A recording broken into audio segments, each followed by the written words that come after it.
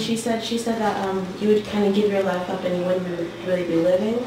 But in the story of the Pevro brothers, the brother who had the cloak actually had a son. So in order to have a son, you must have a wife. Well, not anymore, but you must have a wife, and you must, you know.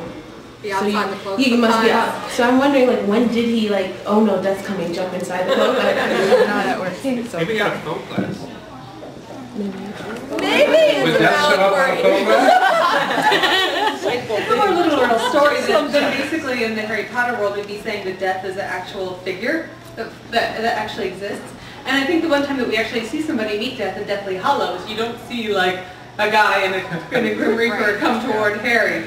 So I think that reading death as like a literal figure is perhaps taking it a bit far when these are supposed to be fairy tales. Yeah, it's all about like, what you make of your life, as well as like whether you spend it killing people or whether you spend it like lusting after this person who died, or whether you spend it well and then, you know, accept them next time and move on. Because death is a part of life. That's never a good part of it. And that's very much what the story's about too. Yeah. Cheryl, what was the difference out of this working on this work as opposed to the other Harry Potter books? It was rather more relaxed. That's not to say we didn't have extensive security and so on and so forth, but we, you know, it wasn't so much like we had these gigantic mysteries that needed to be resolved. And so everybody's like temperature, I think, was a little bit lower. And then we just, you know, we went through the same editorial process that we always had, consulting with our partners and editing it in Britain, and then going through a careful design process and talking about it a lot and figuring out the right way to release it to readers and so on and so forth. Are there differences between this American and the British version, or are there differences, much differences do you suppose between the ones that she hand wrote for the original people? I don't believe the ones she hand wrote for the original people had Dumbledore's commentary. Right. I think the commentary, I'm pretty sure the commentary is new to this edition. Between us and the British edition, we Americanize the spellings, as we always do. And then I think the only other difference between the two is that we included a special footnote in this one on pantomime, because the British tradition of pantomime it would be familiar automatically to readers over there, but we don't really have anything like that here. So we thought that was something that was worth explaining to the American readers. I knew that. Sorry, I have a question for you. So when you got your copy, was it all printed out, everything in it, or did you look at like Arthur's copy that he's generously donated it to New York Public Library, which is...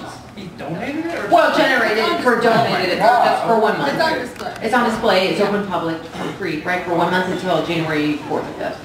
Yeah. I know. We forgot to go to that. Dang it. We ran out of time. But, so, what was... Oh, that's right. You know, so you didn't have to sit on the suitcase or hide it or anything like that, right?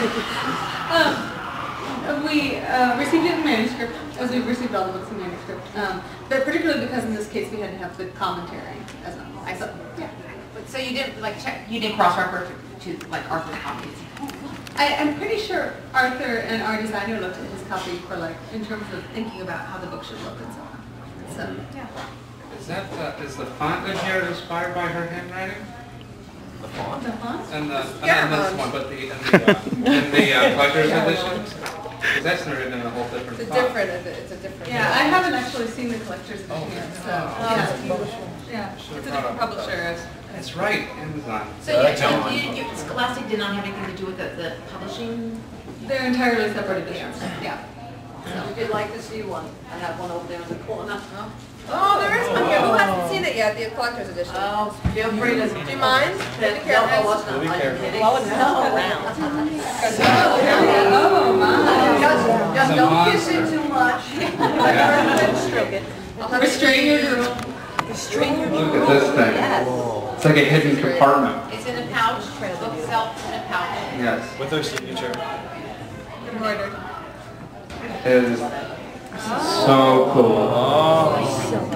Yeah. I feel like that white. Kind of, it's similar. The design of the cover.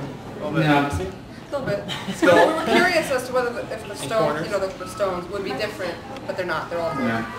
No, they're different.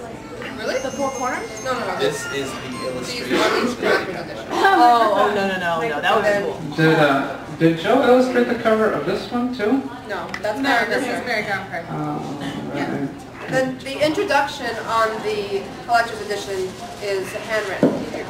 The introduction on the collector's edition is handwritten, and the printed edition is, it's printed in the regular edition. And then there's there's a different font, and there's a different layout of the illustrations, and some of them are just featured in different ways. There are people kind of hedging around the sides. Come on in. Scooch in, don't be afraid. There's room there on the We're gonna back. put this. I'm scared to touch it. Mine's already away for grandchildren. Or children. I have two. Thank you. You have two. These are the illustrations that came with the special one. I bought one and I gave you These are the illustrations that came with the special one. I did Story time. This is what I did. I like to show everybody. I was obsessed. This is from the Hopping Pot. And Joe drew these. That's what's so amazing. Yeah, Frank, talk about the illustrated and the level of quality, because people I don't think realize. She knows what she's doing, especially working with just black and white. There's only so much you can do, and she really captures the form and the value and just the depth of these illustrations. And like, you can tell this is a stone underwater. And that takes a certain level of skill to illustrate stone underwater with black and white. She understands her line. This is the fountain of fair fortune, and it's rather fair, and that's fortunate for us. Yes, it does. The fountain has a Deathly Hallow symbol. Oh my God! And it's a dragon, and it's twisted about the fountain bowls. And here is the foolish king and the crackpot wizard. The crackpot wizard. That's what he is, really. Oh, he's a fake. Hibbity dibbity, as God calls it. And there's Babbity Rabbity right here, who might be the first animologist on paper. No, Seahawks. In fiction. In fiction. And then this is the warlock and his maiden and his hairy heart. Not hairy, his heart.